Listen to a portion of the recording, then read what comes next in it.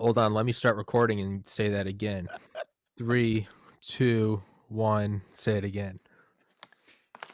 Let me start this podcast by saying, fuck daylight savings time. I didn't even know that was today. I've realized I'm a little more tired today. And did I lose an hour? Yes, you lost an hour. I thought You I have a was. clock that set itself. Congratulations. It woke you up and you're like, what the fuck? Yeah, I just Why assumed is I it was. still dark? No, I just assumed I was a little more tired today. I was just like, well, getting old and No, fat and dying, and this is how it happens. But I guess okay. But yeah. No, in the long list of stupid things that human beings have done, and there is a lot of them, that daylight savings time is like way up there. I'm just saying. I mean, it's up there with thermonuclear war, right? It's. I'd say Maybe not they. quite that high. I'd say they balance each other out. It's just so pointless and stupid and doesn't accomplish anything. I And mean, and because life is so pointless and stupid and daylight saving times means nothing, everyone watching, you should go pick yourself up a nifty hoodie because life is pointless except for a nice well, hoodie. actually, I saw that you created some T-shirts. I did. I will be in the market soon. I did. Actually, I gotta go see if I can actually get an Amazon gift card now, because I think I have enough points with eGifter to they won't sell you an Amazon or Walmart gift card anymore for actual cash or Bitcoin. But they will if you have bought so many gift cards that you've accumulated points in their little point system. And since I bought like $3,000 worth of gift cards in the last few weeks due to the magic of Bitcoin. Fucking it's at 60,000 as of yesterday. Yeah, it's nuts. It's And yeah. and you have point oh 0.01 BTC with your name on it. I know. I know. All I need is a wallet to send it to. Well, now that you've said it on the podcast, you're going to be getting phantom wallets. So we have to come up with a safe word so you know it's me. Again, thermonuclear war. We need codes. We need the suitcase so you know it's me.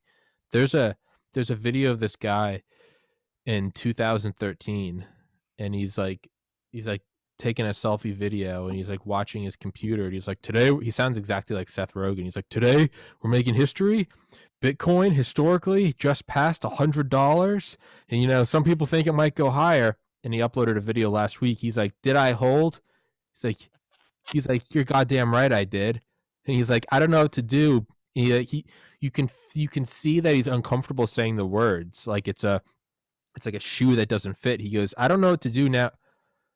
Now that I'm rich." You just see him. He's like, I own like a web development company and I like making music. So he's like, my life really hasn't changed. He was like, I live in the same apartment, but I'm rich now. Oh yeah, I mean, if any of those guys who back when you could just run your normal computer for a couple of weeks and mine 50 bitcoins, the that but then some of those guys have been like their computers in a landfill. They've lost their password, and I've seen estimates that like 30% of the entire inventory Bitcoin is completely lost because the passwords have been lost, That's insane, and though. That's and there's no insane. recovery. Yeah, There's no way to recover your password on the blockchain. that's So insane. if you, That it like that much is well, missing. well, no one thought it was ever going to be worth this much. Very true.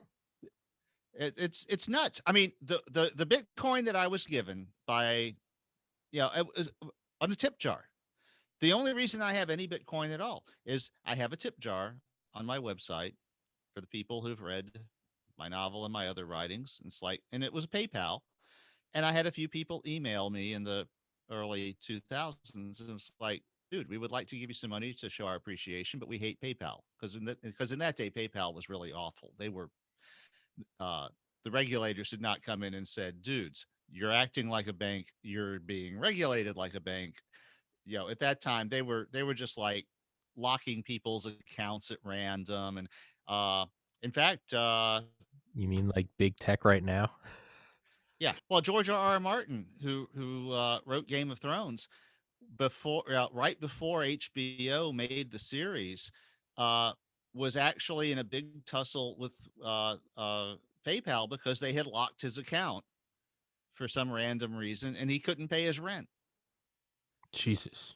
So I had a few people who were just like, we would like to give you some money, but fuck PayPal. What do we do? And I was like, okay, I'll make a Bitcoin wallet. It was free, doesn't cost anything to do it.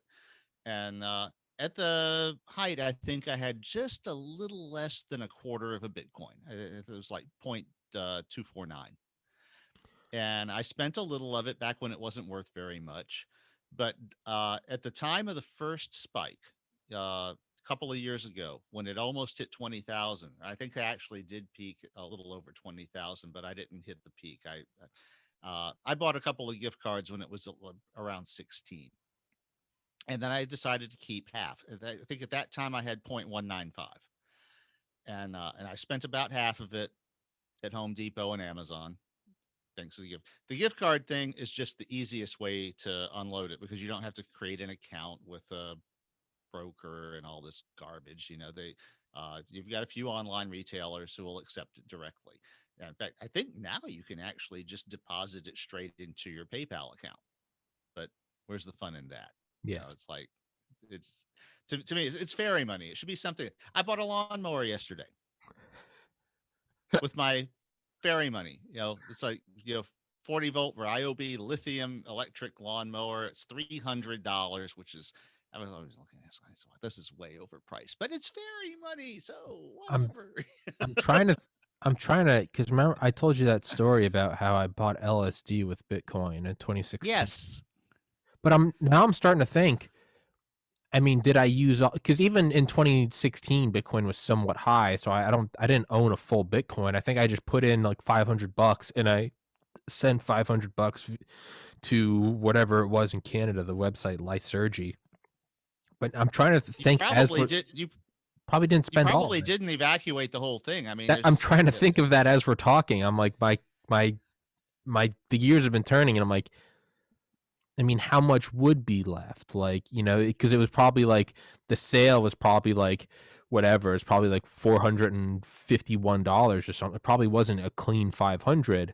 And I'm just wondering how much. What is there $40 left, and how much is $40 worth from 2016 to 20? Can I even find I'm sure I still have my old laptop from college. Yeah. I'm sure if you can't find the password, you're in lots of company. Lots of people looking for their password. Well, I'm not too worried about it because I think there's like $40 left over. So it's my older brother has like 5 or 6 Bitcoin that he doesn't have the password to. like full bit like 5 or 6 of them. Yeah. That's called not having any Bitcoin. Yeah, that's called not having. Yeah. Oh, yeah, I've got 1,000 Bitcoin. I don't have a password, right? It's. Yeah. That's weird though. How it. Because if it can never be recovered, I mean, I guess does that really have a real effect on the Bitcoin market? So that just kind of effectively makes the existing Bitcoin more valuable, right? Yeah, I mean, well, the whole thing is like up in the air, and it's like no one knows how it's going to end up working out in the end. It's actually pretty nuts. I was talking to my friend yesterday, and he was like, "Bitcoin, this is going to go one of two ways. This is either going to be the most legendary bubble ever, or this is the new reserve currency, and it's going to keep climbing. Either way, in 2 years, Bitcoin is not going to be between $100 and $100,000. It's going to be on either end of that. It's going to be above or below that. And the thing is, I find it difficult to imagine it going over 100,000. You got to realize that when you make a Bitcoin transaction, this is something when I give you your 0.01 Bitcoin, when you do any transaction, there's a little fee in Bitcoin that is reserved to compensate the people who are keeping the blockchain. They're mostly miners, and so they'll take a little sliver of your and it's constant. It's not, you can be $100,000 transaction or a $1 transaction, but there's a little fee that gets attached to it for putting your transaction on the blockchain. And right now that fee is about $25. Jesus. So yeah, you don't want to go buying a hamburger with Bitcoin. Yeah. If I send you $500 in Bitcoin, what you want to do is buy a $500 gift card or something. Yeah, because that was like what E-Trade was forever. It was no matter what your trade was, it was $10 commission. So Yeah, if you sold very similar to that. if you sold one stock or sold 3,000, it was $10. But they've got rid of their commission charge. Yeah, well, Bitcoin can't because it's Bitcoin, so it's built into the fabric of the whole thing of how it works, and it's been really stupidly weird to watch how the prices evolved and everything. It's like I would never have done anything as stupid as actually spending actual currency to buy Bitcoin. Yeah, That would be like, no, I am not that dumb. But some people wanted to give me some, and I'm like, okay, if my choice is to have nothing or some Bitcoin, here's a Bitcoin wallet. Send me some whatever. yeah, And at the time, it was worth probably about $100 total that people donated to me before it became so crazy. I mean, the QR code is still there on my website, but nobody is going to be donating Bitcoin to me now. yeah. But My but it was probably about $100 total worth that several people donated to me as tips uh, to my tip jar, and now uh, I've liquidated close to $5,000, and I've got over $2,000 left Jesus, at the current price, about $500 of which has your name on it. fuck. And there is a story behind why I decided to do that. Yeah, before we do that, another thing I keep thinking. My oldest brother, John, he was trying to get me to buy Bitcoin in 2012. I think I told you that. He was like, sell your I had $16,000 in Apple stock. He was like, sell it all. He's like, you're gonna be a doctor. He was like, you're gonna make your money back anyway. He was like, lend me 16,000, and then we'll split the profits from Bitcoin. And I was like, that's retarded. This is Apple. They make the iPod. And now it's well, don't Calculate feel it out. stupid I because would, nobody in their right mind would have ever predicted except my what has brother. happened. Except my brother, who was like, he was at Georgia Tech. He's a fucking genius, and he was like, "Dude, you buy this. This is going to be the next wave of money." And I was like, "Shut the fuck up." If you do the math from the actual like date he told me to buy it, Oh yeah. Oh, but you I, don't I, know. yeah, You I'd be a billionaire. take it from the guy who paid his house off by advantage play gambling. Yeah, That yeah, you you don't don't. know. Except my brother John did know. He was like, I didn't have any money, but he was like, he dude, he he guessed correctly. he guessed correctly, man. I would be a billion. I would be a little over a billionaire. Well, that's the way but you know what?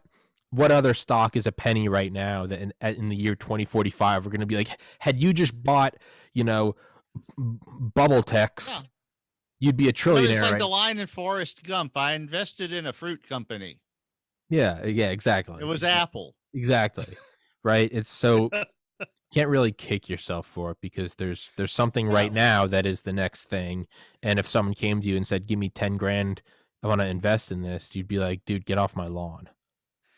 I read an article about 10 or 15 years ago by a guy who was basically the thrust of the article was warning that the super rich are screwing themselves by screwing everyone else, and basically the torches and pitchforks will eventually come out. Mhm. But in the course of this, he mentioned his history was he had a high school friend uh, who had started a company, and he had two high school friends who had started companies, and he had to decide between it's like he had like $10,000, and the one that he decided to invest in became Amazon.com.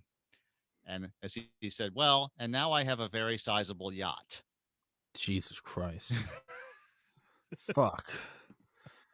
Again, I think it's something that if you knew, you would know. I can only imagine that the next thing would be something like if SpaceX goes public. That's the only thing that's truly like I don't see Elon Musk doing that though. no, no, I no, don't neither do I. But what I mean is like the he next wants control. but what I mean is like the next if there was another thing, it would be the Enterprise pioneering us leaving the planet, right? It'd be like this is like early West East Indies company. Like, you know, it's truly are going to an untapped market. Well, it's a very different thing. You know, the thing about the East Indies Company is that in those days, corporations were chartered with purposes, and they weren't allowed to change their purpose. So the East Indies Company, their purpose was to import tea and spices from the Far East. And if there had been an aerospace sector in those days, they would not have been allowed by their charter from the government to move into another business like that. Yeah. This is a totally new thing, starting really almost in the 20th century, that these companies are allowed to move, you know, to switch purposes and change their focus and all. When corporations were originally invented, 400 or 500 years ago, they had purpose, and their purpose for existence was what allowed them to exist. And you know, this idea today that it's really the corporations that are kind of running things. They decide, oh, it's like, okay, we're tired of making computers, we're going to go and import some tea or something. It's like, no, they couldn't do that until the late 19th century. And a lot of that was that the corporations themselves had influenced the lawmakers to allow that. Because before that, corporations were seen as a tool Mm-hmm. that society had for getting things done that individuals couldn't manage in small groups. And it's there's been this gradual overtaking of that idea by the corporations being their own entities, and their purpose is simply to serve themselves and their investors. And that was a very alien idea as recently as 150 years ago, that a corporation could just decide to go do something completely different than what its charter was. Yeah. um, and I think a lot of the evil that exists in the world today can be drawn down to that very thing, because you have corporations consisting of hundreds of thousands of people competing against individual people. Mm-hmm. There's no contest there. Mm-hmm. There, you know, we're ants. We're gonna get squished. That Mm-hmm. that's um, and this is the whole thing with unions. Uh, that you know, is trying to regain some balance there, and of course the forces on the other side resist that. And it's really been a hot mess for, you know, over 100 years. Mm-hmm. But anyway, uh, So what's the what's the backstory behind you wanting to give me Bitcoin? I'm curious. okay, well, to start this, I have to let you know a little bit about the financial background of my back catalog, which has made between $2,000 and $3,000 a year for over the last 10 years, almost all of which comes from Amazon, of course. Um, Now, that's a combination that's Mopey in printed and ebook form, and it's some other stuff. The Passages series are in ebooks and stuff. Um, but it's hardly ever been less than 2,000, and it's never been more than three. But it's a nice little side income. You know, it's not lifestyle changing, but it's Mm-hmm. beer money. Um, and that's not counting the company 3 years ago that decided to option the film rights. So that was a few $1,000 extra. But that trickle of $2,000 to $3,000 a year has been very steady since before 2010. And part of that has been the quarterly royalty check from Lulu.com, which is normally between $70 and $100. Uh, in the very beginning, when it was only available through Lulu, I got a few of those quarterly checks that were as much as 300, but that was unusual because there was no, it wasn't on Amazon. There was no way to search for it. And I don't do promotion, as you have probably noticed. So this is all word of mouth that has kept this thing going for almost 20 years now. But, my quarterly Lulu check, I normally get it. It's like $80. And so I just take it to the bank and cash it and put the money in my pocket and use Mm-hmm. that to buy lunch and beer and shit. Mm-hmm. Well, in January, right before you got sent to YouTube jail, I got my quarterly Lulu royalty check and it was $770. Oh shit. And the only thing that has changed is that I've come on your podcast. And when you take a pee break, I'm going, okay, yes, if you would like a paper copy of my book, The Metamorphosis of Prime Intellect, please consider getting it directly from lulu.com instead of going through Amazon because I get a lot more of the money that way. And I think a few of your viewers must have stepped up to the plate. Fuck yeah. Fuck yeah. Well, you also got that. Well, you got that plug on Lex Friedman show with George Hotz. Yeah, but it didn't tell you to go to That's Lulu true. instead of Amazon. That's true. He The did. only thing that has said go to Lulu instead of Amazon has been me showing up here on your podcast. Well, fuck yeah. I mean, that the thing is, yeah, I got the pulse from Lex, the mention on Lex that was on Amazon. Yeah. So, and there was nothing about that that told anyone to go to Lulu instead. Now, Lulu is the publisher of record. Unlike most modern print on demand books, if you look up the ISBN and, it'll say the publisher of the book is lulu.com, not Mm-hmm. Amazon. Mm-hmm. But nobody does that. Yeah. So, Yeah. So, so, um, so what you're telling me is you're signing over the rights to all of your literary work to me. I no, accept. I'm signing I over. I'm accept. signing over I, my ex- last loyalty check. I accept. I accept your offer, and I will happily take all rights to it. And from here forward, you will not talk about it because it's not your intellectual property. Thank you, Roger. Good luck with that. Well, dude, that's fucking awesome, man. The thing is, well, I mean, I guess this is, I didn't say it at the beginning of this episode. Roger Williams, author of my favorite book, Metamorphosis of Prime Intellect.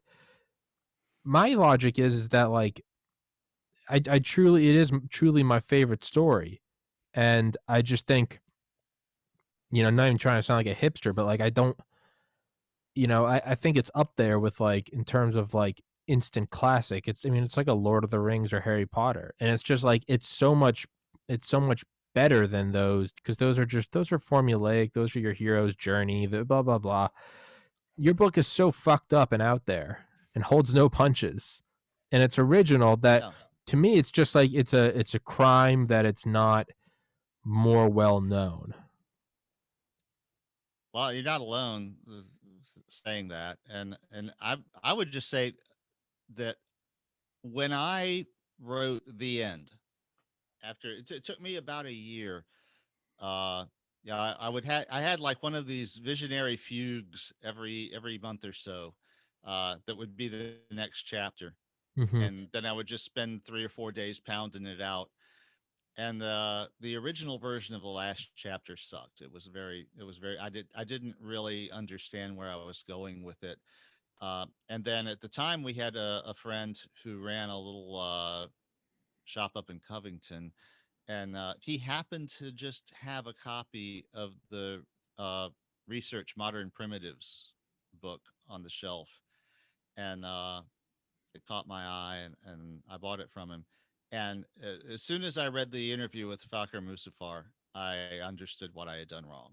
Mm-hmm. That Carolyn was never going to go back to being what she was before the change. That she was a daredevil now, and Mm-hmm. that it was a completely different thing. And after that, I wrote what the current version of chapter 8, and I knew when I typed the end that this was the best thing I would ever write. Mm-hmm. I could feel it in my bones. This was Mm-hmm. a perfect story. It was to this day. I can't believe that I wrote it myself. Mm-hmm. When I go back and reread it, I'm like, uh, parts of it still stun me. Mm-hmm. We just kind of, And yeah, you conjure up the muse.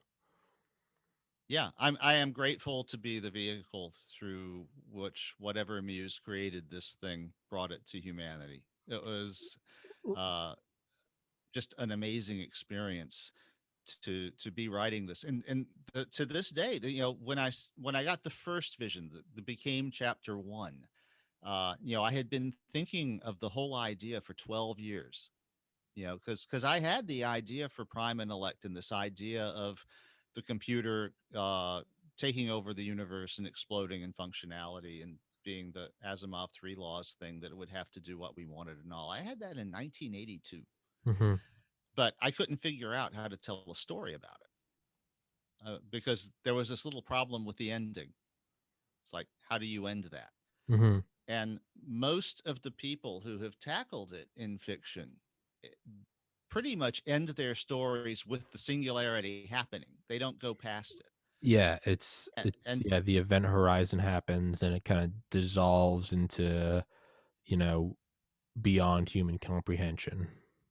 yeah, and it's like, well, this is the solution to it is like, well, we had you know, this conflict leading up to this thing, but we finally let the computers do their thing, or the computers got to do their thing, or whatever, and then poof, and that's the end of the story. It's like, Yeah. well, now we're all going to have, but they don't go past it, and Yeah. I was never interested in doing it that way, because I mean I've had several people say, well, you thought of the singularity before anyone else did, and well, Werner Vinge actually coined the term singularity for it in the late 80s, I think. Um, but yeah, it was the way to tell a story about this event. Um, no one really had an idea of how to do it, and if you think about it, though, the movie The Terminator is actually about the singularity Mm-hmm. in a bad way. Yeah. It's okay. So you had that, and you've had a couple of other things like that. Before that, you had Colossus, the Forbin project, um, which was made in the early 70s. And if you have never seen the movie Colossus, I highly recommend it. You would like it, and it's very heavily influential on me in making, in the original time when I had the first idea of Prime Intellect. I was thinking a lot about that movie and that story. Um, but going past the singularity, it's like, okay, what's on the other side of the event horizon of a black hole? Nobody knows. Yeah. uh, Yeah. um, And it's a quick out for authors, right? Because it's no different than happily ever after. yeah, Just exactly. And what happened in 1994 when I woke up with that, you know, just I don't even call it a dream. It was the most vivid thing I've ever experienced. Uh, that was basically chapter one of Mopi.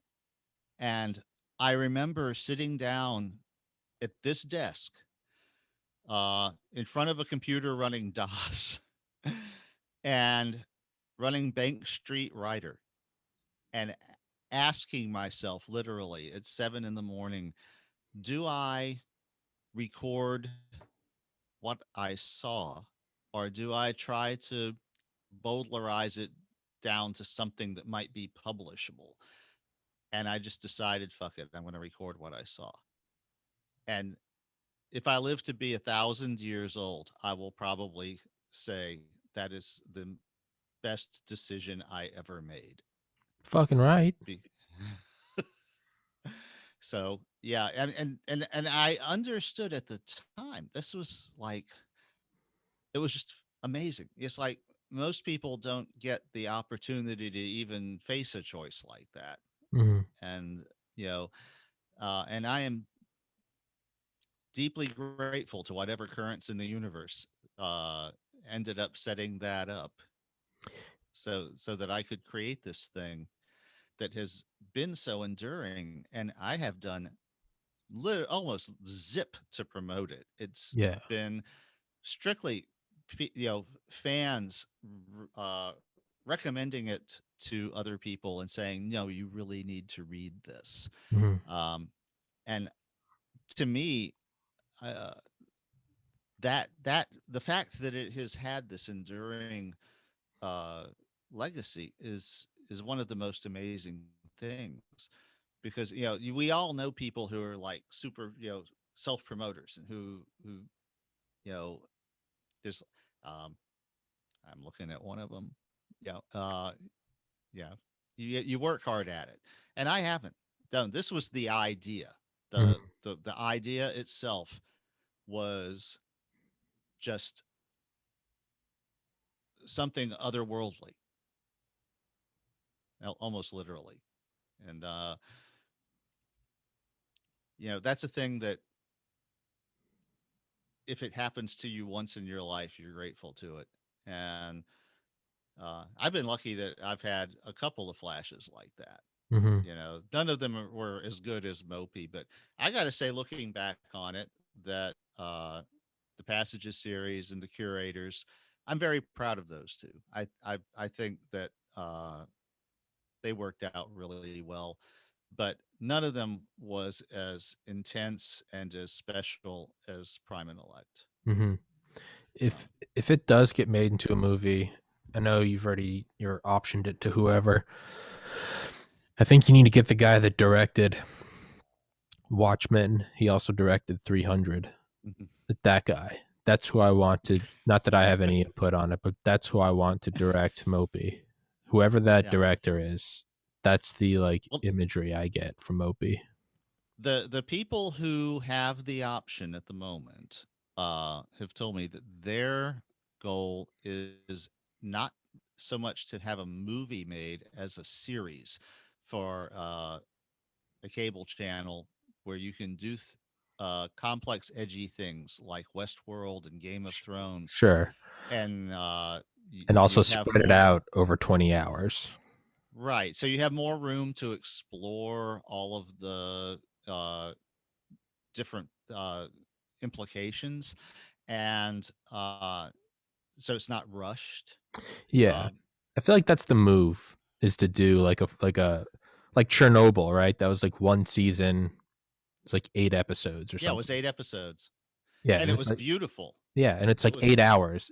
No one would watch an 8 hour movie. But if it's just 8 episodes, it's like fuck yeah, you can watch them all back to back to back to back to back to back to back, right? It's mm-hmm. I think that's the way to go because otherwise, yeah, you do end up getting these.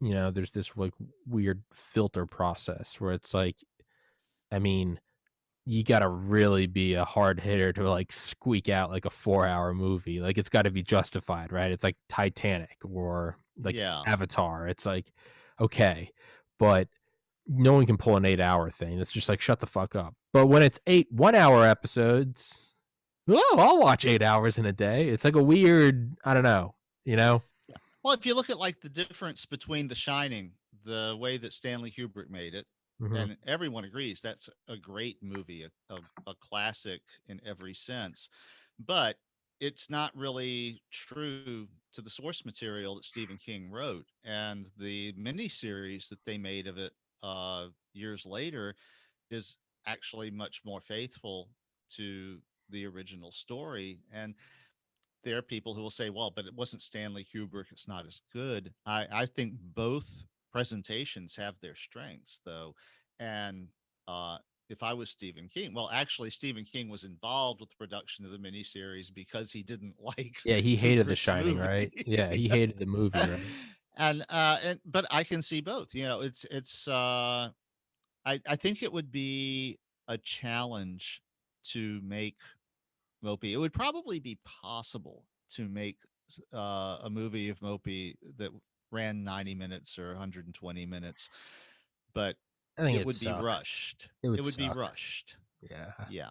Um, but these guys who have the option at the moment, their plan is to create a,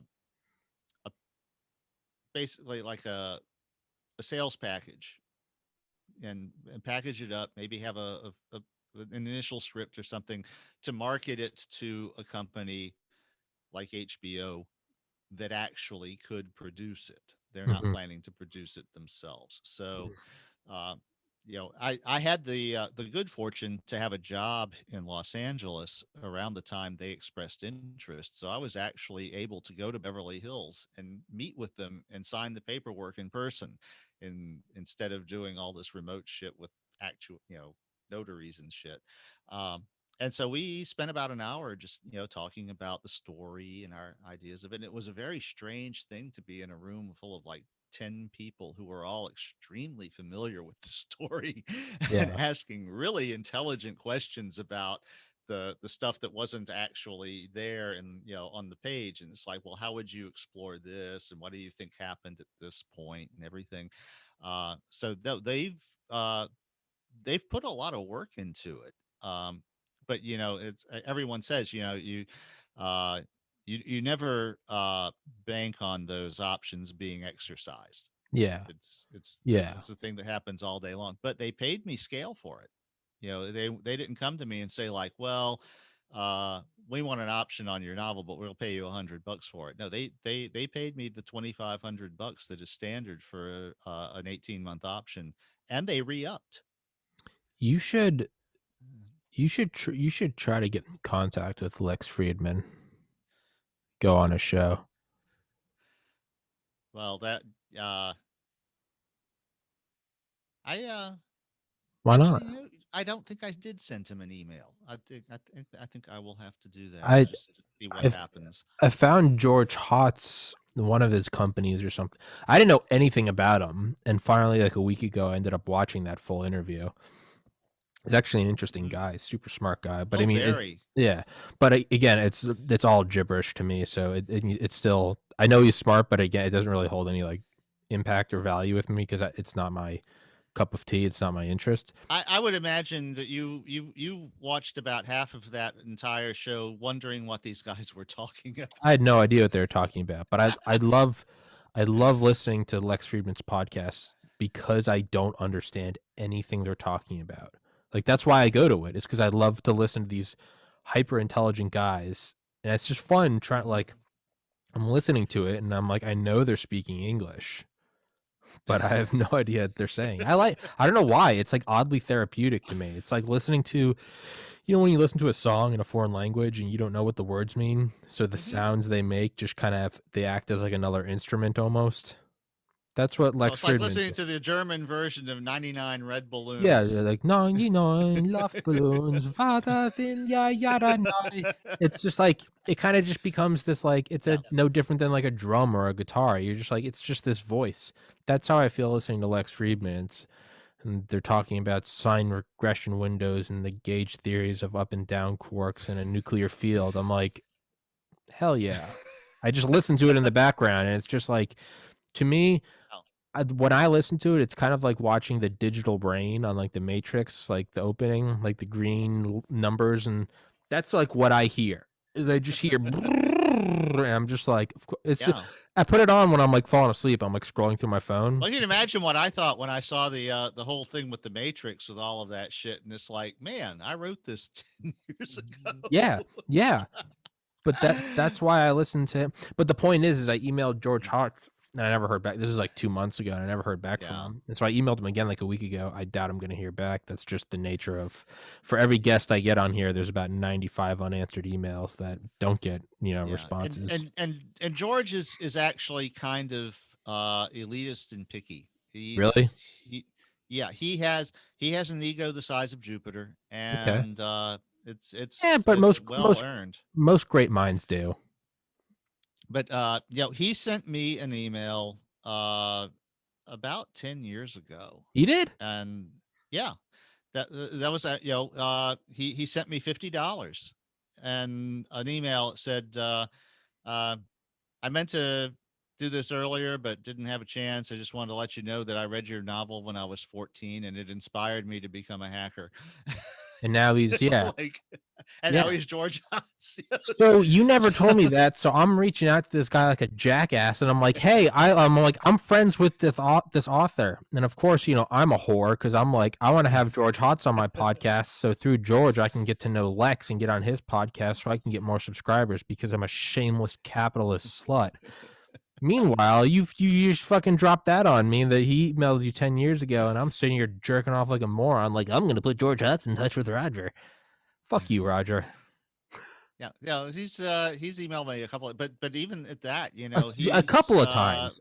a couple of Okay. times. Yeah. So Fuck you. Fuck you. Fuck you. what can I say? It's like, I just want to get you. I want to get you onto. I want you to talk with him because I think that could get you on yeah, Lex. my favorite moment in that entire interview between George and Lex wasn't even about my book. So he's My talking about pipetting.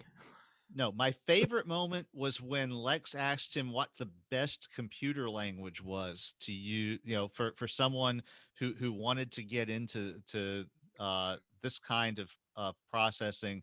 And now you ever remember, Lex is an artificial intelligence researcher. This is what he does. He does AI.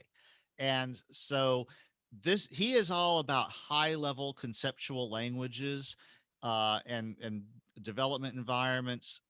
And when George said assembly language, Lex's jaw about hit the floor because assembly language is like one step up from hexadecimal numbers and just like putting your fingers into the processor and manipulating it directly. It is actually the the language of what the microprocessor does.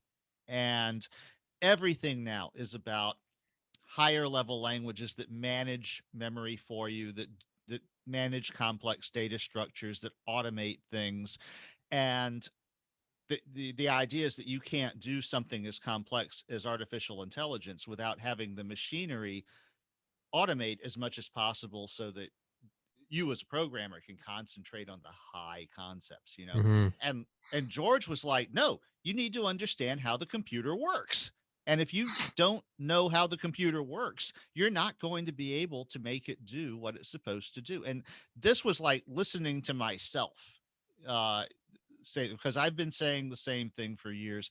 I don't like these modern techniques that automate things for you because they distance you from what the machine is doing. You got to remember, when I'm not writing transgressive novels and all this shit, I'm writing software. That's what I Mm-hmm. actually do for a living.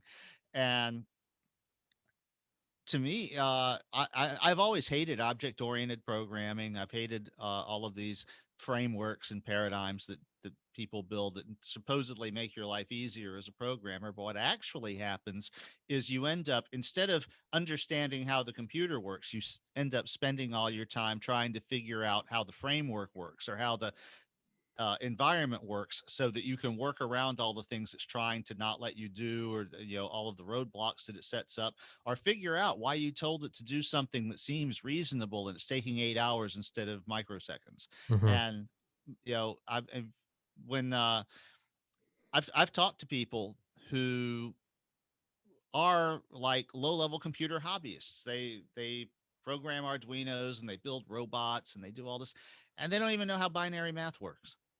They don't know simple shit.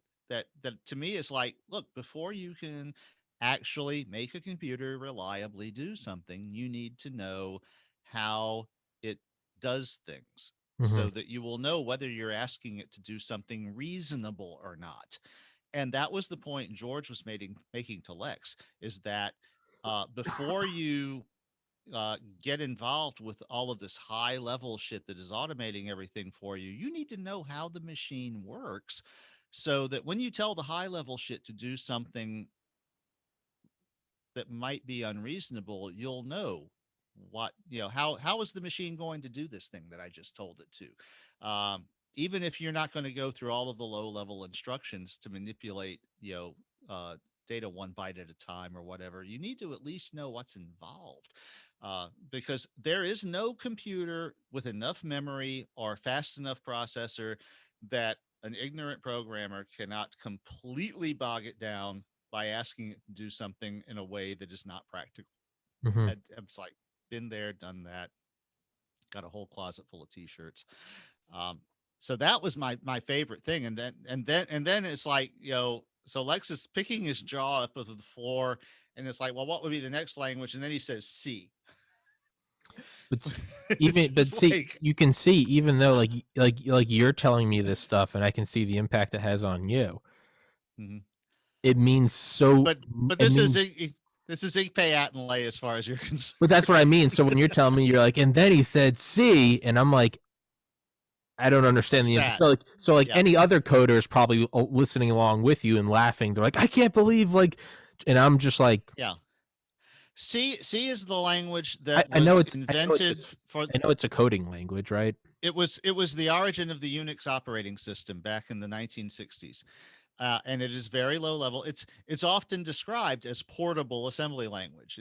It's meant to be a little higher level, a little easier to write than assembly language because you're not banging stuff from register to register and all of this low level housekeeping shit that you have to do when you're directly manipulating the processor. But it's still very low level.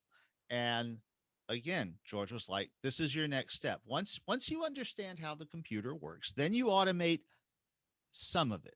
You you get it, you're not telling it, I want to move the AX register into the BX register and do a multiply and put the result in the CX register. Now you're just now you actually have variables with names. And you just say, I want to take variable B as the result of C times A. I have no idea what And the fuck you're talking about, dude. I have it's absolutely no idea. everything that happens in a computer is numbers. Listen, Roger, you're a racist, all right? So let's just cut down to the real source code of who you are. You're a white supremacist, fascist, non-binary something. You know? Obviously, I'm doing your podcast, right? Clearly, I mean, hey, dude, you're with me. You are as far as most people are concerned, you are going to be standing next to me at the Nuremberg trials because you showed up Yeah, I here. know. It's just Yeah. what I'm thinking is like I watched a video with George Hotz, and it's a 10-hour video of him like coding how to get a car to like learn its Oh my surrounding. God, that there is nothing more boring than watching someone else write software, and I say that as someone who writes software. I'm telling you this as someone that doesn't know how to do any of that. I watched it. I actually couldn't stop watching because just like the German version of 99 Luftballons, it put me in a trance. It was enchanting. I just watched it. I didn't know what it was, but the thing Well, was is it's 10 hours. And I watched like the first 45 minutes or something.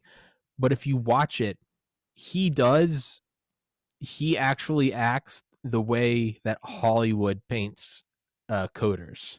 yes. Like he Well, truly was. He there's was like a trope. He had like a hot pocket. He's like smoking. He's like, we got to do this. We got to do that. But I was like, this is the movie thing. This is the Hacker 9000, right?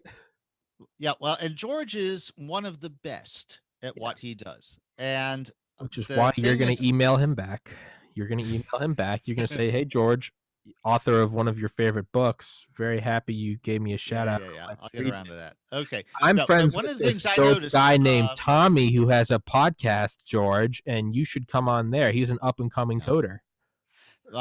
One of the things I noticed when taking bird watching tours with my wife was that some of the people giving these tours were extremely knowledgeable, and they could just like glance, they see a shadow flit by and go, oh, this is a so and so. And uh, similar probably to your experience watching George write software was my experience being with these birders uh, that were at the top of their game, and just seeing someone who is at their top of their game doing their thing is impressive. Mm-hmm. It's fun. It's It's very it's it's pleasurable. magic.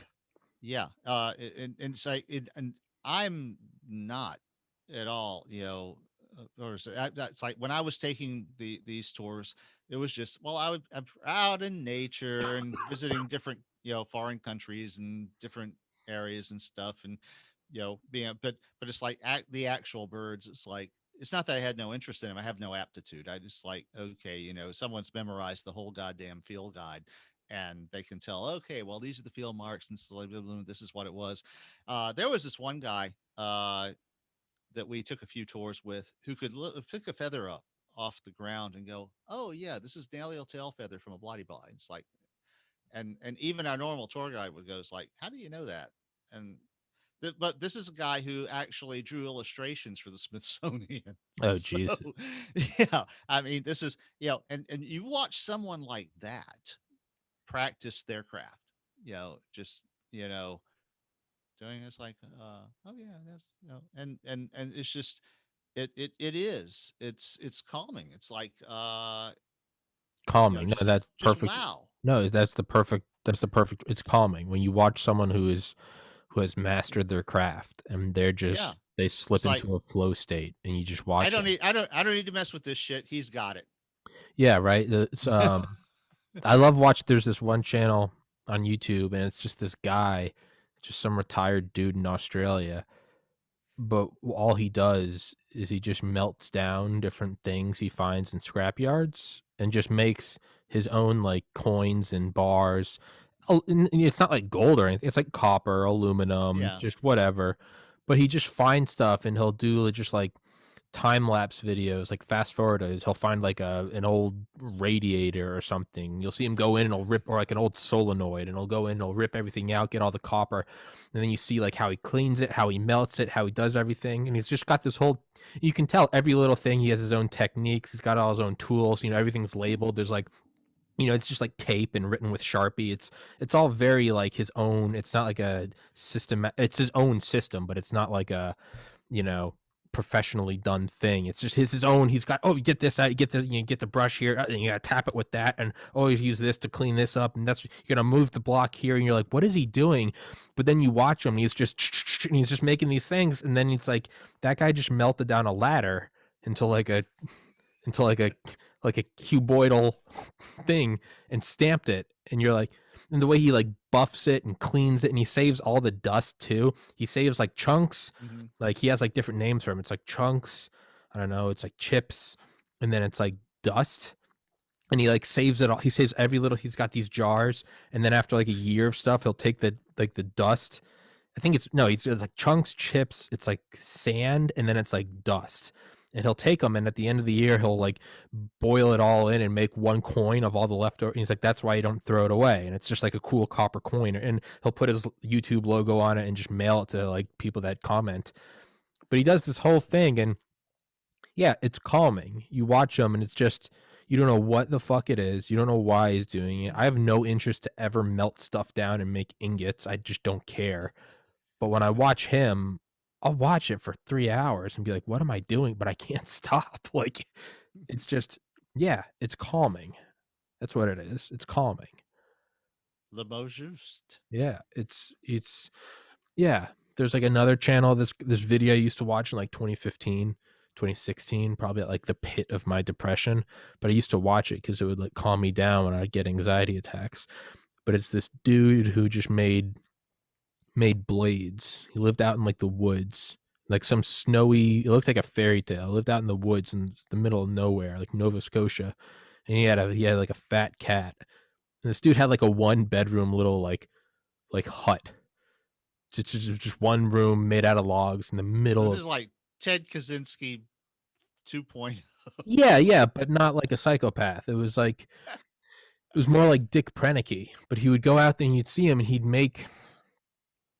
would make blades. I mean, all the way down to how he'd mark the leather and he'd cut it and polish it and sew it, and then he'd finish it, and it would just be a knife. And it's like, yeah, you could go buy it at Home Depot, but watching this dude just make it from scratch, and you're Yeah, like, yeah, I've always been fascinated with that too, because there is a guy in France who makes vacuum tubes oh yeah, from scratch, that's and crazy. there's about an hour long video that he published, and it's in French with subtitles, um, and it was like he basically starts it going. It's like the people who were doing this were not magicians. This is a thing that mere mortals should be able to do, Hmm. and so he recreated the entire technology to make the Type R hard vacuum tubes, similar to what were produced for World War I. Uh, and then there's people who are taking them and making radios out of them and stuff. But yeah, it's you know it's weird because we're so used to buying assemblies. It's like now you buy an integrated circuit. I remember when that was the new thing. It was going from transistors to integrated circuits, and so you would buy this little black blob of plastic that has a chip inside it, and the pins have different functions and all, and you buy another totally different one. They look exactly the same except for the number printed on them, and you just got used to this being the basis of your art. When I was in college, that was how you would design a digital circuit. Is you would start with 7400 series logic chips. They're not as complex as microprocessors, but they're each chip would have a dozen to a couple of hundred transistors in it to do a complex function. And in 1982, that was the base functionality. That was like you weren't using discrete transistors. Now, it was only 10 years before that that most computers were being made with discrete transistors. It's like if you were designing a computer, you would start with actual transistors that have three legs, and so you've got to provide for the bias and support shit for all of them, uh, and of course in the 70s and starting especially in the 80s, you got to be where you wouldn't design a central processing unit yourself. That would be a waste of time because you can buy one in a chip Hmm. that big. Okay. And you lose contact with the ground, as it were. When you're working with a transistor, that's pretty close to sand, and it's like you can kind of see the gap there, that somebody mined raw materials, refined them, did processes on them in order to create this thing. But after a while, you're standing on top of a 30-story building, and it's like, where's the ground? Yeah. You don't see a connection with the things you're using and the earth anymore. Well, Uh, it's kind of back to what you said about George Hotz, right? You got to understand the base. Yeah, and he is one of the best at that. I mean, his big fame was that he was the guy who hacked the PlayStation 1. Oh, And really? Sony sued him into the ground for his trouble. um and And then the Sony got way hacked by North Korea. Yeah, a few years later. But the way he did it was that he identified a data channel between two of the chips, that there is a point at which the bootloader had to be unencrypted and sent to the central processing unit. And George managed to tap that data stream and reconstruct the unencrypted bootloader so that he could then fake out the rest of the system and pretend to be the bootloader himself. Um, and that was, there's little things like that all over in computers that the people who designed them just think, well, no one's ever going to go to all the trouble to do this. And along comes someone like George, just like, Yeah. hmm, Yeah. how does this work? And he wasn't even doing it to make a buck. That's the thing about people like George. He was doing it to prove it could be done and to educate people, including Sony, as to the mistake that they had made thinking this was secure, and just to gain a capability for his own personal, you know, expression, so that he could do stuff with this machine. Hmm. And the there's a tension in the hacking community between people like George and the people who are really out to make a buck. They've sold out. They're looking to steal your money, your credentials, whatever they can use to make a buck.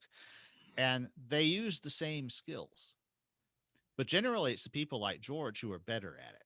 Hmm. And they come up with the techniques, and then the bad guys come along and go, "Ooh, here's an opportunity to make a buck." Yeah. Um, and it mean what happens is it means that everybody who is curious in that way gets the the tar brush, as it were. Um, it's suspicious to have certain skills at all, Hmm. and that's bad. That's a horrible situation because we need people with all the skills that we can get, because we're in for a horrible century coming up. I think there's a lot of bad shit that's getting ready to come down, and we need everyone we can get who is capable of rising to the challenge and showing us new modalities and how to do things that we didn't know how to do before, because we're going to need a lot of that. And we're coming out and saying science is bad, uh, vaccines poison you, that a lot of this shit, and the earth is flat. Ha, ha, ha, ha, ha. No, that's so funny, except that you know, if the Earth was flat, the sun would have risen at the same time for both of us, and it didn't because the Earth is a sphere. I think the Earth is flat is a psyop by the CIA just to see what they can convince people of. Kind of draw the parameters. Can we get someone to, how dumb To are believe they? something this stupid. And Yes. though they took the Earth is flat, all right, so they're going to push the floor a little lower. And they want to find a spot. Maybe the Earth is flat is it, right? Maybe there's 10,000 people that believe it, but they're like, our minimum threshold was 100,000. So they've identified the floor. They've Yeah. scanned the room. It's the robot. It's the Roomba scanning the room, and they went, okay, Earth is flat at its minimum cognition. So there it is. Yeah. I mean, the friend of ours who did the card counting team and ended up making $2 million and all that. I remember when he and my wife visited. I think it was Connecticut. Was where they put the first big casino in the Northeast? Foxwoods. Fox, yeah. And of course, we all grew up in on the 30th latitude, you know, and it went up there, and he was freaking out. It was the summer, and the sun rose at 5 a.m. and it didn't set till 10:30, and he was just freaking out. It's like, why is the day so long? And it's like, and my wife was trying to explain to him, it's because the earth is a sphere. And No, it's summer. no, no. And we're further north. It's like you go far enough north, it's 6 months of day and 6 months of night. It's a sphere. It's tilted and it does this shit. Then you go to Panama and the day is 12 hours long all year long. They don't have seasons. It's just like December and July look exactly the same.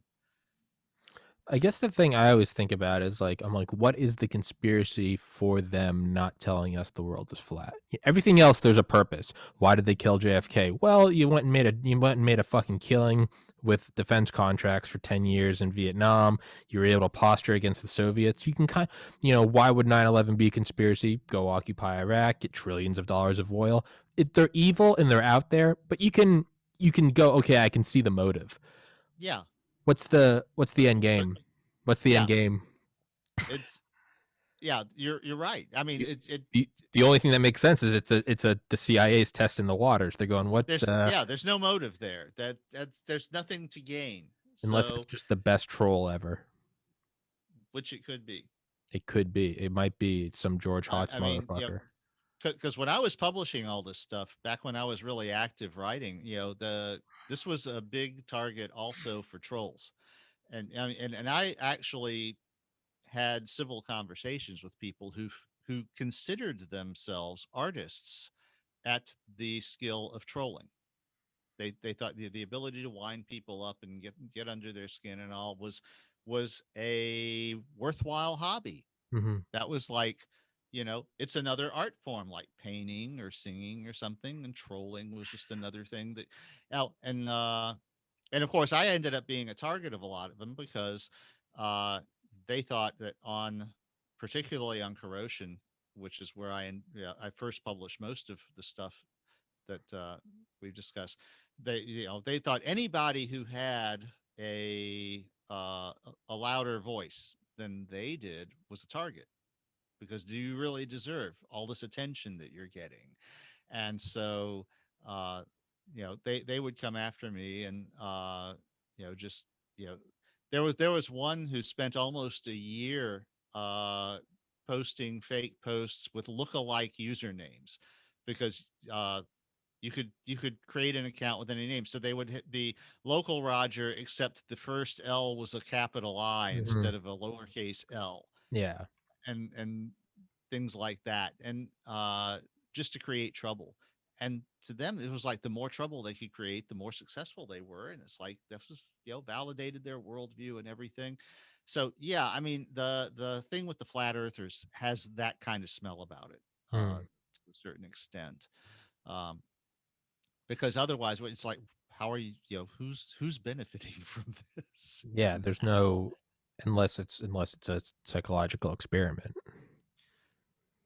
Yeah, well, that's you know Occam's razor says to Yeah. me it's just some assholes having fun. Or it's like what Elon. I like Elon Musk's like theorem. The most entertaining outcome is the most probable, or the most entertaining explanation is the most probable. I hadn't heard that before. That's good. I like that one, right? Because Yeah. that kind of plays into Occam. It's kind Yeah. of a take on Occam's, right? It's for something Yeah. like this. Is it a Yeah, except CIA thing? Yeah. instead of the simplest being the most likely, it's the most entertaining that's the And most so what is likely. more likely? The CIA spent a bunch of money trying to create this. Okay, but even if they did do it, let's say that makes sense. They want to find out how much will people buy into. But even that, how actionable is that? Who postulated this? Are they really going to spend their budget on it? Or is it just some guy like, I got an idea, you know? Hmm. Hey, I can wind these people up Just a and couple of guys drinking on a Friday. Like, I bet we can yeah. convince a large swath of the population that the earth is flat, Hmm. right? I mean, David Icke makes millions talking about the reptilians from the fifth dimension. It's, I mean, that itself, I don't know what's crazier, the idea that there are reptilians from the star system Draco that are controlling our elites through shapeshifts and through possession from the fifth dimension, or that he was able to preach all of that and then take in real world money more than the most highest paid brain surgeons make. Yeah. That's the real fucking conspiracies. Man, Yeah. he took something that was horseshit and sucked out money into the real world that was very tangible. The rubber hit the road. He took this money and is able to buy a house and a Cadillac healthcare plan and travel all over the world. It's like that's alchemy. That's alchemy. Yeah. Well, look at L. Ron Hubbard Yes. and Scientology. You know, That's yeah. this is literally a guy who was a science fiction writer who realized it would be more profitable to start a religion than to keep writing science fiction. Yeah, he was just beholden to the shareholders. Yeah, Pop out he another was suit. yeah, Yeah. he actually was the shareholder. I mean, no, he was the tin Jesus at the middle of this little thing, and just grew it into this massive enterprise. And to this day, there aren't actually any shareholders. Scientology is it has all the trappings of a religion. There's no shareholders in the Catholic Church. Mm. Um, but if you look at it, it's fucking ridiculous. You would ask yourself, who in their right mind would believe in any of this shit? Um, there's a website, I think it's called clambake.com, and they're an anti-Scientology site, and they basically do uh, a rundown of all the news of like anything anti-Scientology. And the reason they call themselves Clambake is that there's this riff that Elron does in Dianetics about clams and how the tension is because it's a bivalve, and it's you know some bullshit thing about the tension between opening and closing, and he draws this out at like 3 or 4 pages length. And if you look at it without the right prepping, then it just looks like the stupidest thing you've ever read. um, but it's actually one of their foundational axioms. It's like, it's, you know, and that's before you even get to Xenu and the The DC9s volcano and and the all this shit that, it but he made this work. And to this day, I mean, Elron is dead, but Scientology lives on. And uh as ridiculous as it is, as much trouble as it's gotten itself into by not playing nice with the rest of society, as many uh enemies as it's created and fomented and fought and all, it's still there. And they've got, uh famous Hollywood actors and actresses and all kinds of people. It's just, and part of it too is the way that Scientology is structured, is that the deeper you get into it, the more ridiculous it gets. Mhm. So, when you walk into the storefront because you have a drug problem and they're advertising help with that, and they start with the e-meter and the lower level shit, and some of this stuff psychologically actually does work. It does have therapeutic benefit, but that's, the same as just talking to a good friend might. Mhm. Uh, but then the deeper you get into it, the more ridiculous it gets. The deeper you get into their special lingo, where there's all of these words that don't mean what they mean in normal English, and you're spending hundreds of thousands of dollars or incurring that in debt to get the treatments and all the tests and all the little things, and everything in Scientology costs money Mhm. because, all right, and then eventually you reach the point where they tell you about Xenu and all of the higher level shit, which by that time you are so deeply invested in it that the ridiculousness is, you know it's, do you realize how stupid this is and walk away from it? I read an article years ago that said that Tom Cruise nearly walked away from Scientology when they told him about Xenu and the whole thing with the DC9s and the volcanoes and shit. And uh, they had a little delicate conversation with one of his other Scientology friends who, and they did a pickup basketball game, and he said, "Look, man, you just have to ride with it." And but you know that that's the big lie theory writ large, is that once you are wrapped up enough in something, then they can pretty much sell you anything, no matter, because the investment that you've made in it is more important than the fact that every cell in your body is telling you this is the dumbest thing I've ever heard. Yeah, it's easier to right. It's easier to fool a man than to convince a man he's been fooled. It's a lot. Yes. It's a lot easier to just say fuck it. We're riding this thing over the edge, right? I would rather Oh, I would rather drive this car off a cliff rather than admit that there isn't a bridge up ahead. yeah. And uh, I find that amazing myself. It's just, but uh, there's the world we live in. Jesus Christ, Roger, we're gonna have to postpone the reading till next week. I'm Okay. exhausted from this daylight fascism. Daylight savings time. Daylight Yes. fascism. Fuck daylight savings time. Dude, I've been fucking just so out of it. I talked to Dale this morning. I was talking, and right when you and I started, I was just thinking, I was like, how am I this tired? Like, how the fuck am I this tired? And I'm happy you said that because now I feel less crazy. I'm like, I thought I got Yeah, you're not imagining things. You lost an hour. that's some bullshit. There's no It is. right. Daylight saving times was like for farmers, right? It had some effect on farming, right?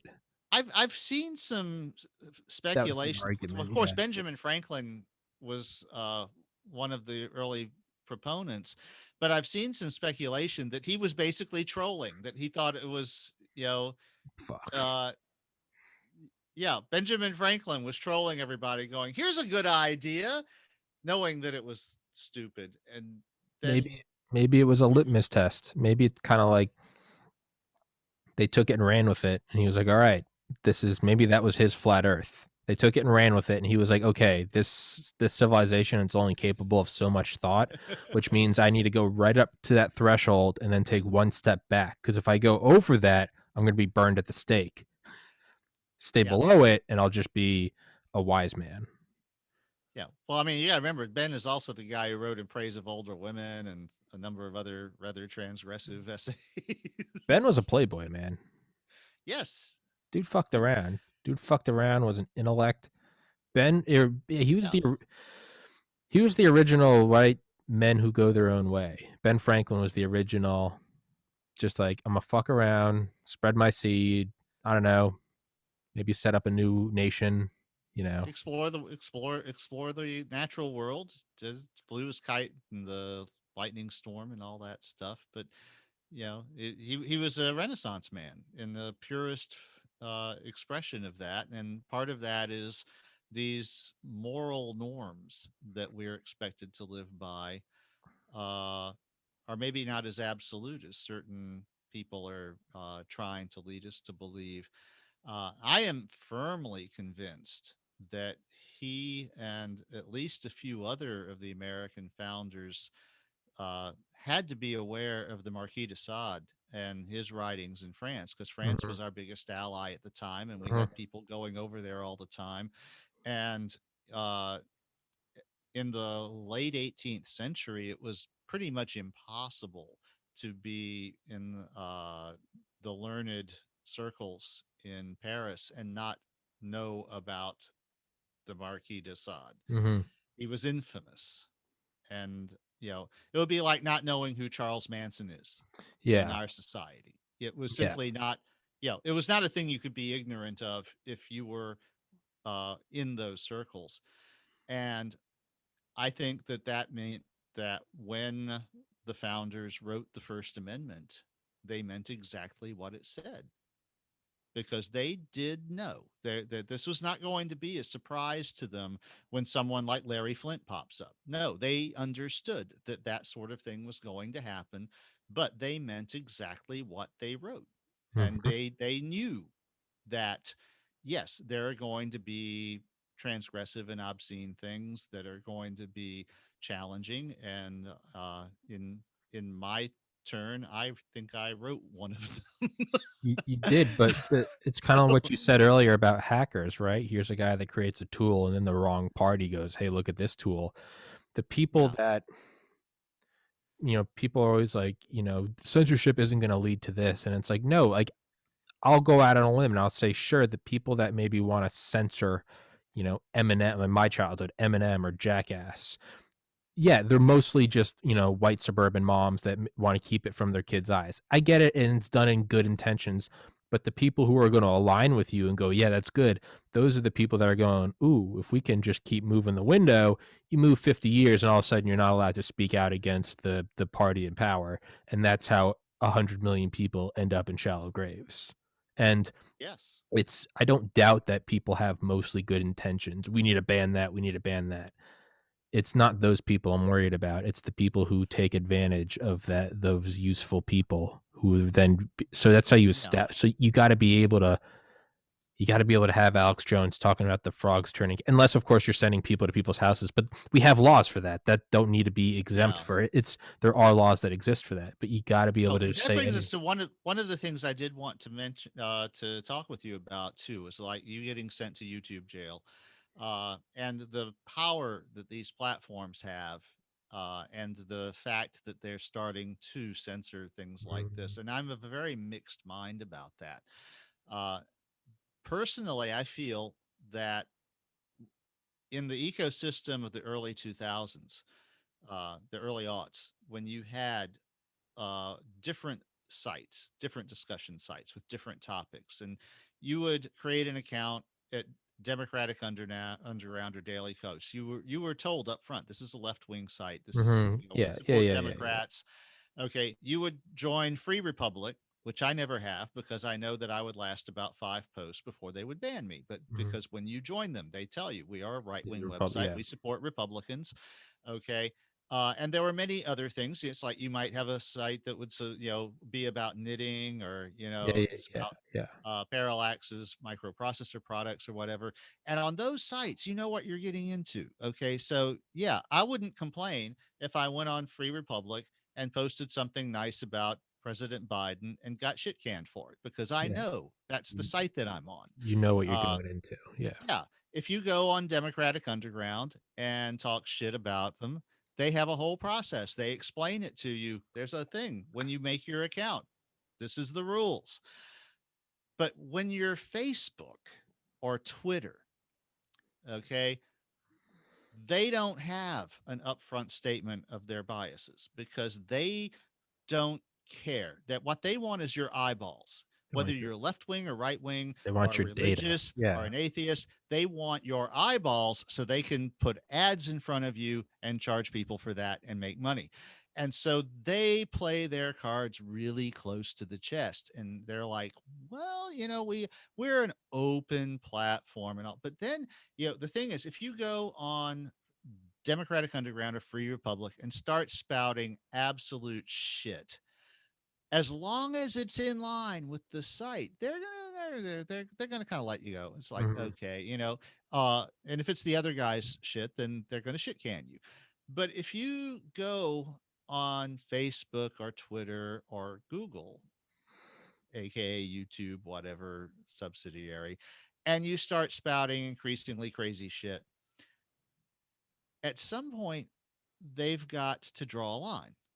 And you as a user don't know where it is, because the thing about all of these entities is that in order to keep you participating, so they have your eyeballs and can put ads in front of you, they're going to show you shit that they think you want to see. Mhm. So if you favor right wing political things, uh, pro gun, anti abortion, whatever, they're going to show you Yeah, other they're gonna content and ads that are in that direction.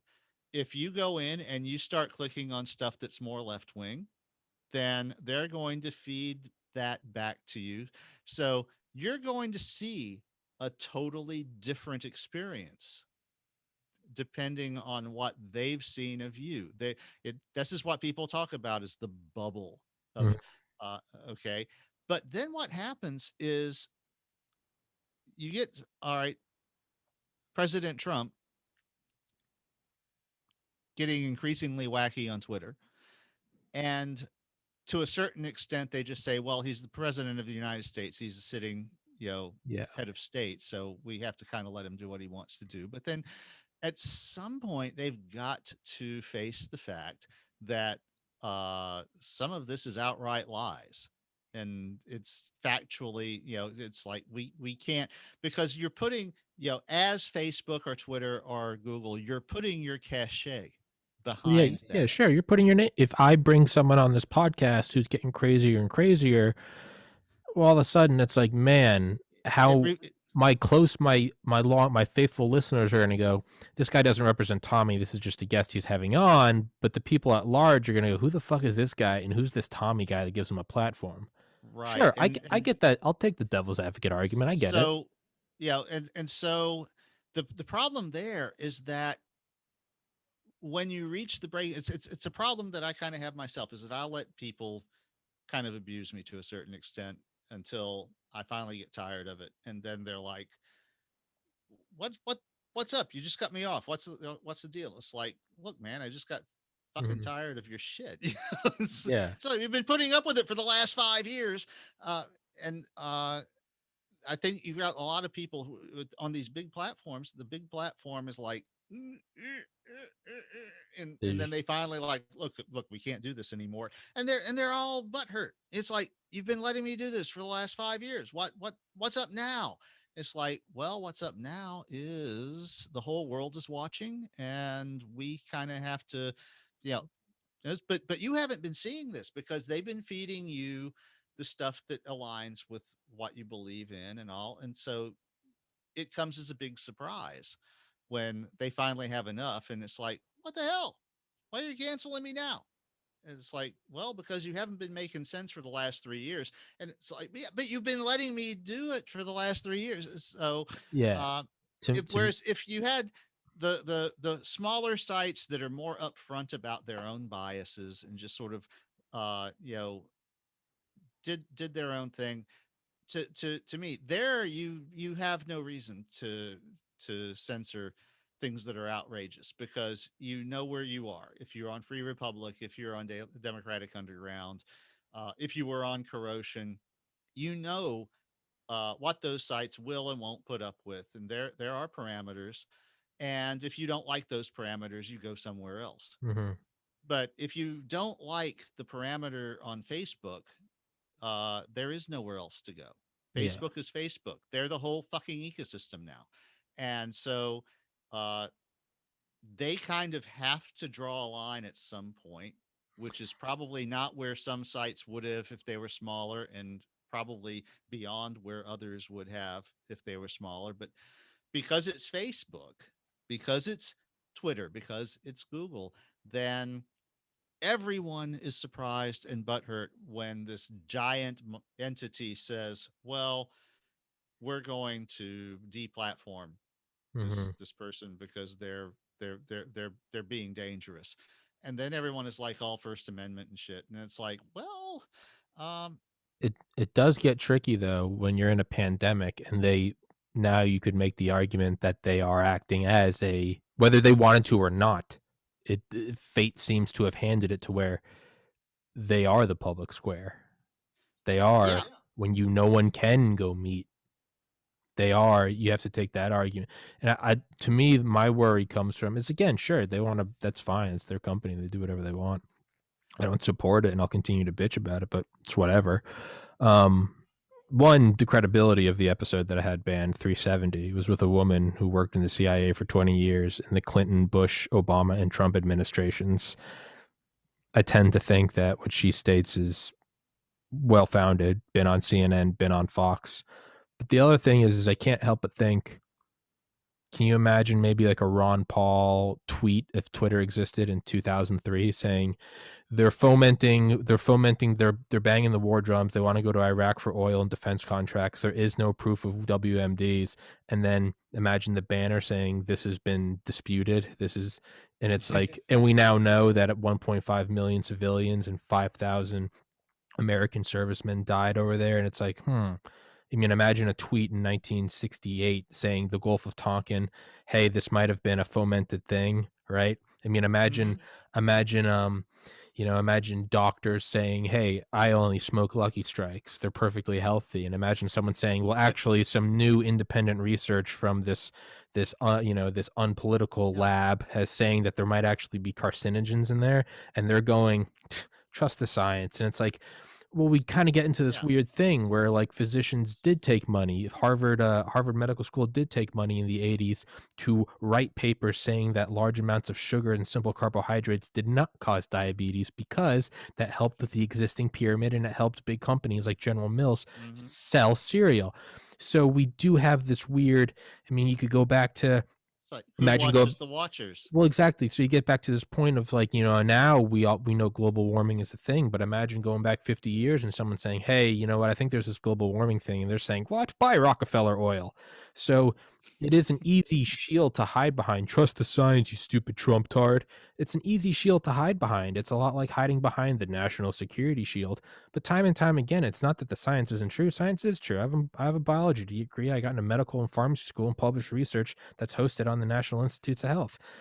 I am trusting the science, but there are malicious forces that hide behind that blanket justification of trust the science. Because when you have a doctor, when you have a nice white square jawed doctor in a white coat saying smoke Lucky Strikes, okay. When you got a hot woman smoking and drinking a martini and saying my baby's fine, and everyone goes okay. And if you question that and say, well, maybe that has developmental problems on the nervous system of the baby, and someone goes, trust the science, you moron. It's when all the car Well, companies were lobbying against the implementation of seatbelts and airbags. What if you came out and said, hey, I think airbags and seatbelts might greatly reduce fatalities, and someone says, "Pff, trust the science, dude." Well, who's hiding behind the science? That's where the trust the Yeah. science questioning comes in. And if you question it, doesn't matter. People say, "Pff, trust the science, dude. Copernicus was an enemy of the state. All right. He wasn't trusting the science. So it's not that I have any question about the science. It's that there are people who hide behind that argument, right? I guarantee you Yes. ExxonMobil is the number one pusher behind these astroturf movements to there's no global warming. So yes, trust the science, but at the same time, it's like the Well, history of whose science do you the trust? entire world, the entire history of science is it's trusted until the model is shattered and then you create a new one, Yeah. right? Well, No and such thing science as isn't. germ theory. The world is flat. Yeah. Those used to Uh, be the science. yeah. Well, I mean, science itself is not about what you know; it's about what you test It's and about what's what you reproducible in a lab. theorize That's and why all. there's no Yeah. such thing as a fact. There are just stronger and stronger theories.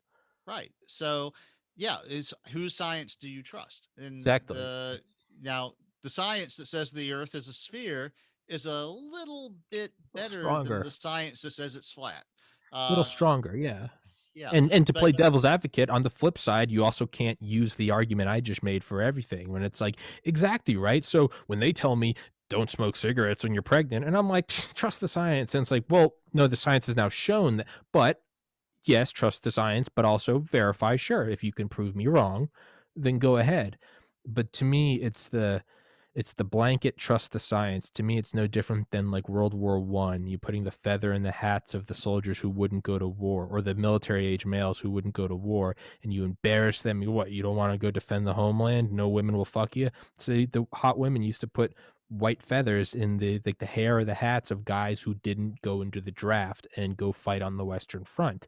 And everyone's, oh, you're not a patriot. mhm, But we now look back at World War One as the most pointless slaughter of all time. So yeah, I'm very hesitant when everyone hides behind one big trust this, it's no different than a politician saying, but it's for the children. Or, are you against the hmm Patriot Act? What are you, Roger? Are you not a patriot? yeah. It's the global war on terror.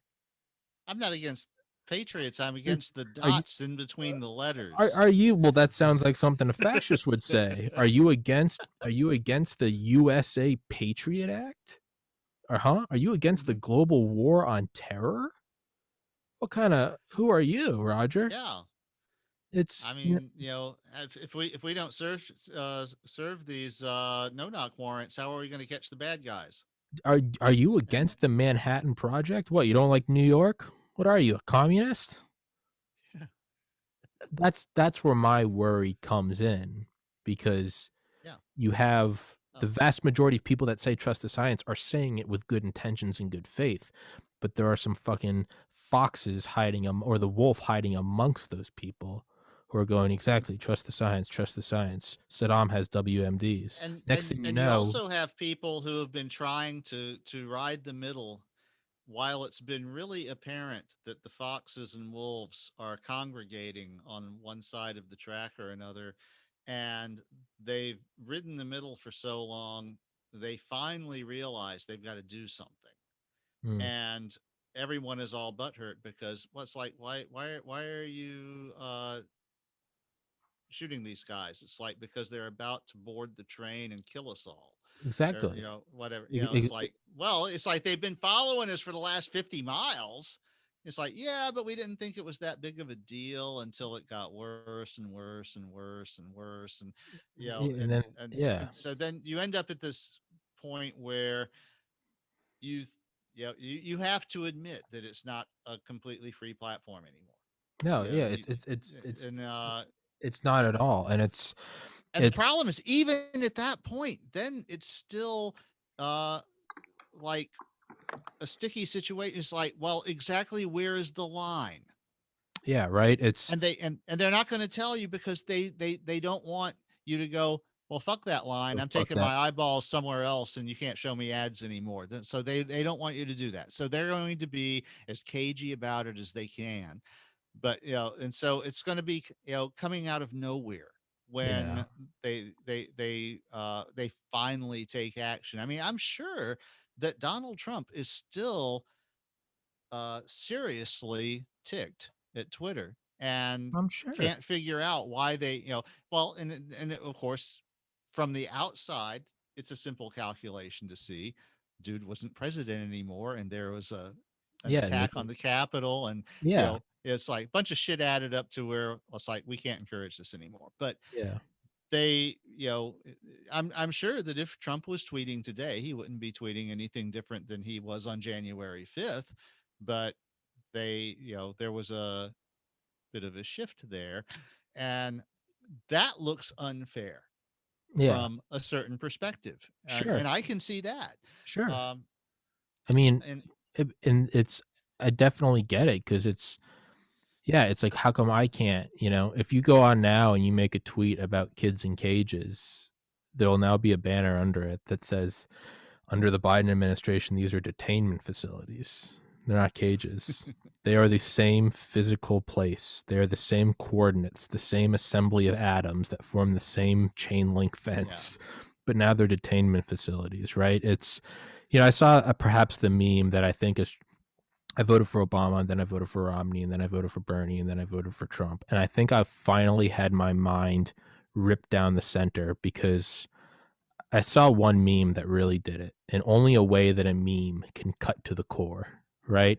Not a lecture, only the way a shitty JPEG meme can truly hit the base is it said, there's top left, it was Bush administration, Obama administration, Trump administration, Biden administration. And it's the same side angle of a B-52 carpet bombing somewhere in the Middle East. And in the Bush administration, it's the B-52, but it says never forget on the side. And the Obama administration, it says hope and change.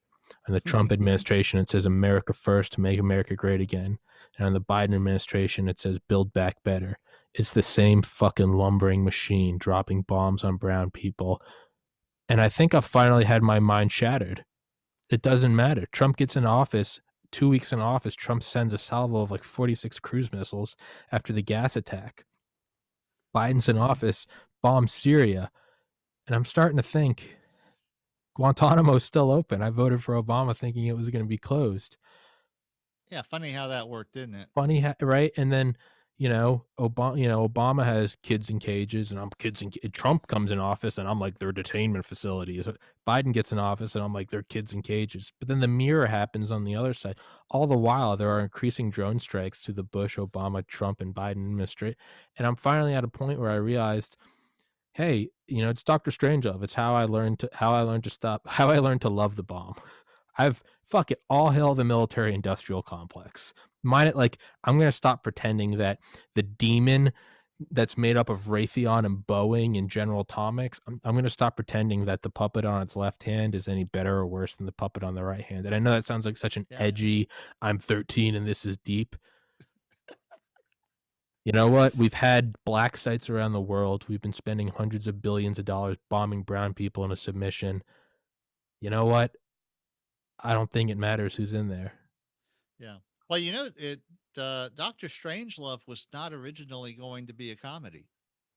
Yeah, I don't think it was supposed to be. I thought it was supposed to be No, it wasn't. But Stanley Kubrick personally interviewed a whole bunch of people throughout the military industrial complex.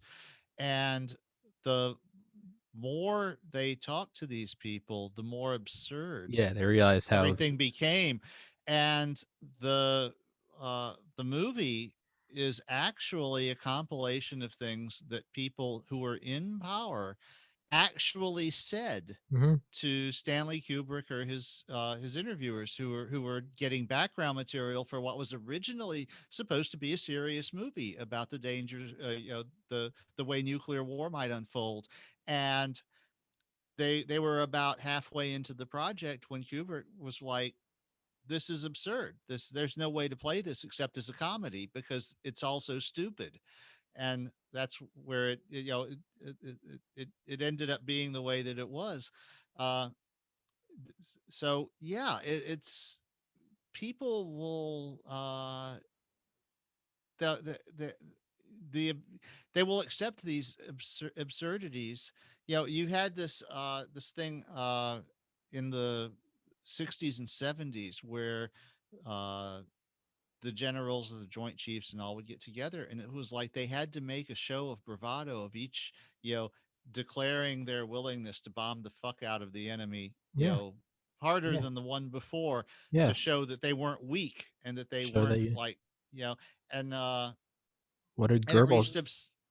it reached completely stupid proportions. The uh you had the point where Ed Teller at one point was, before they actually figured out how to make the hydrogen bombs we The have now, backyard bomb. was doing we're going to tow it on a barge and it'll have a blast radius of 100 kilometers Ed Teller and also just take everything out. Ed Teller also proposed the backyard bomb, which was 10 gigatons, 10,000 megatons. All right, I think 10, that was the one. the Yeah, backyard bomb, named as such because you could just detonate it in your backyard and it would kill everyone on the other side of the world. Salt it with cobalt and thorium.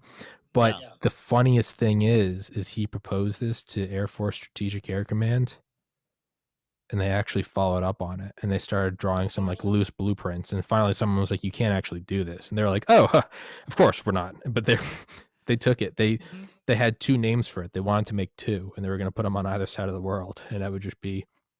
But Yeah, they're and that was actually the doomsday device from from Dr. Strangelove. Yeah. Dr. Strangelove. Yeah. But the thing So is the thing, and I gotta go in a second. I really gotta pee.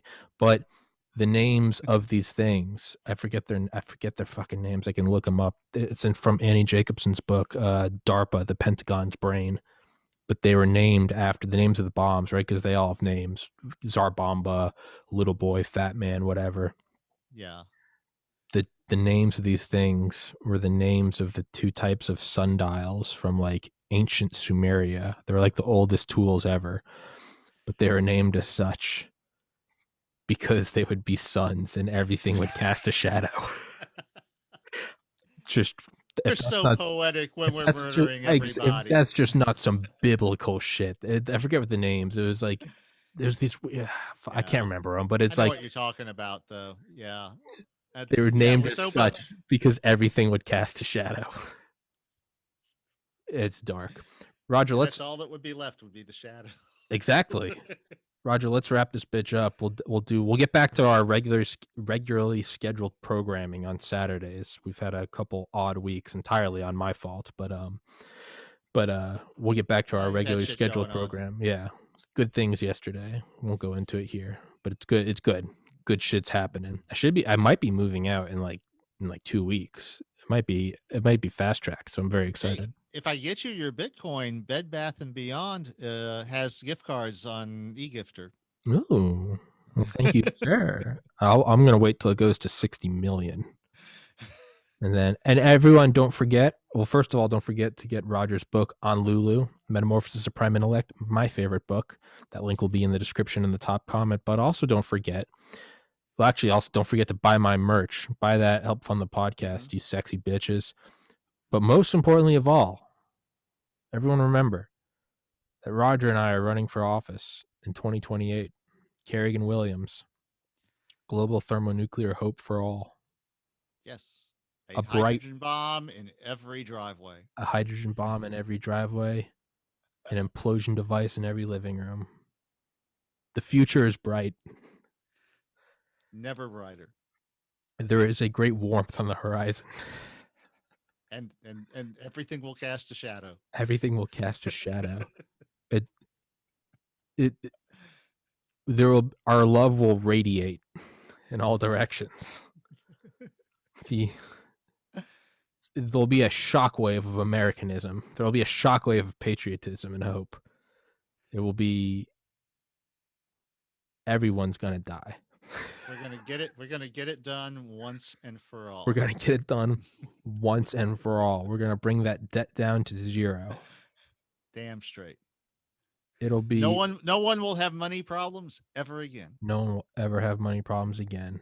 It is going to be the brightest future possible. Very bright. Some would even say blinding. Some would say that the warmth you're going to feel in your heart, some would say scalding. Some would say that our campaign is so forward thinking that it'll burn the paint off your house. It's as bright as the sun, man. It's as bright as the sun, maybe brighter. You'll feel the earth tremble. Yes. Kerrigan Williams, 2028. It's the 2050 initiative. Mhm. Well, And if we solve all of the world's problems and then the bombs don't materialize, well, damn, won't that be disappointing? well, yeah, it looks like we'll just be politicians who didn't follow through on our promise. I know. So disappointing. We're going to keep Henry Kissinger alive. He'll be about 150.